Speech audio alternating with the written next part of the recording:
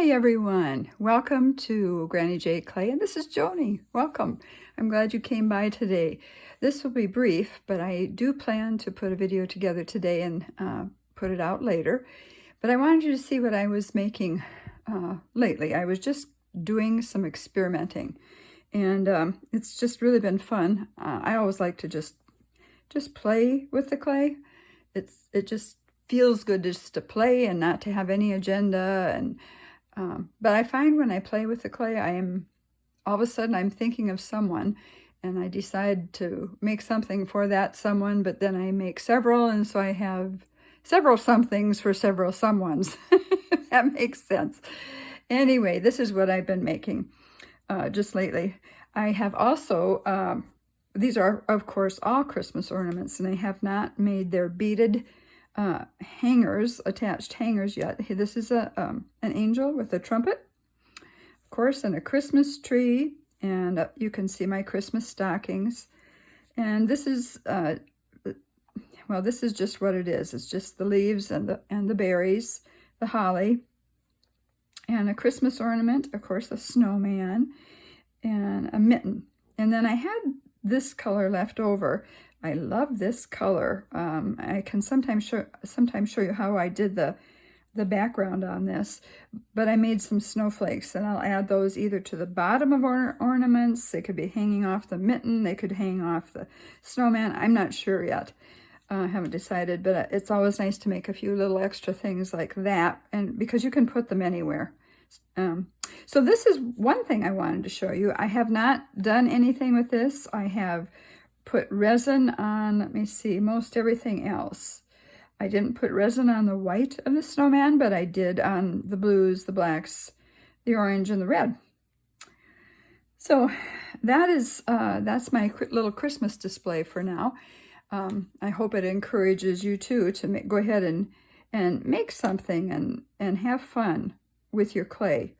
I ordered something new just recently, and I wanted to show you what that is, and that will be the highlight of my next video. So let me just clear this off. I'm just going to take these off, lay them aside. As you notice, I've got a new tile here, and it doesn't have the glare that a glass tile has, so I can still use plenty of light and use this slate gray tile. I got it at Home Depot. And I have another one that I got too, which is more of a kind of a tan color, and I'll probably use that off and on as well. But let me just bring in some of these cabochons I've made of late, and so you can see these. Hopefully I can get them in view for you. Now these are going to be for necklaces, of course. Now you could put that way or this way. I'll just lay it that way. And the same with this. You could put this up and down. You could put it at the bottom, put it at the top, and I mean the inlay there. And that's supposed to represent mother of pearl. When you hold it up to the light, you can actually see through that. So let me get the other one. Sorry for my reach here. And I'll put some other ones in. And that one, and then a smaller one here. So those are the cabochons that I've made recently. And I textured them all after I was finished, and then of course I put resin on them. That resin, to me, I really like it. And I know there are some people out there that would really prefer to have it just be the raw clay. I like that too, but I don't know. I guess I like sparkles, I like shiny. So that's the way I made this set. So hopefully you can see that well enough. Let me see if I can get it just a little bit bigger for you. There we go. Maybe you can see that. I should move this down a little bit. That might be better. And you can see it a little bit better. There we go. Okay. So like I said, you can do these whatever way you want. You could hang it like this. I haven't put any holes in these. You could hang it this way. You could hang it that way. You could do that this way. So you can do different things with them, which is fun. You can make earrings to go with them too, but I have found that, and I used to do that, matching earrings all the time, but I have found that people don't really do matchy-matchy much anymore. And that's fine. You know, if I use like a silver chain, which I probably would use for this, maybe gold with the blue, I'm not sure. Not silver, probably. I'm kind of partial to silver. I don't know about you, but I am kind of partial to silver. So you can do whatever you like with that. You could wear, if you have a silver chain, you could wear some silver earrings. So that's kind of how to break it up a little bit too. So that's that.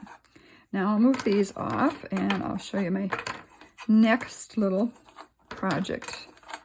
And this is the project that I am going to do. Let's see if I make it a little bit bigger for you and then move it over a little bit. Hopefully you can see that. Yeah, that should be good. Try to get it in the middle here. Anyway, what I did with this is I cut a piece of white clay. I rolled that out, a piece of white clay. I impressed some of my prints that I've got. This was a flower. This is also a flower. And then once I did that, I took this. This is my new thing that I just discovered. And I will give you the name of the person, her video or YouTube channel. She was the one that gave me the idea, so I will let you know about that later. But this, I've never used Distress Crackle Paint. It's called Clear Rock Candy. It's by Ranger. I ordered it on the internet, came the very next day. I ordered it through Amazon. 4 fluid ounces, it says. So what you do is, once you have your print on there, then you want to take a paintbrush and just paint where you want the crackle to be. And then you have to let it dry. Once it dries, it crackles. And then you, what I did for this particular one, you can use black, you can use whatever color you want. I used brown for this. I think it was coffee bean brown, acrylic paint. Anyway, so then I just painted that on both of them, and then I wiped it off. You know, that's just a real messy thing. So I put a piece of wax paper under them when I did it, and then I also put some gloves on so I wouldn't get it so much all over my hands. But then I found those to be in my way, so I took them off, and my hands were pretty brown when I got done, but I got it off. So anyway, so I imprint that, I put the crackle on. I have to set it aside and let it dry, because once it begins to dry and is completely dry, that's when it crackles. Okay, so then you put the brown on, then you wipe the brown off, and then once I did that, then I went in with other colors. Here I put some blue, and then I wiped a lot of the blue off with a Q-tip and some alcohol, because I didn't want it solid blue. This is supposed to look very antique looking. This has to be my favorite. This is pretty, but this is my favorite. Maybe because I like brown and blue together so much. But let me see if I can lift this up and you can see the crackle just, yeah, you can see it really well that way, I think.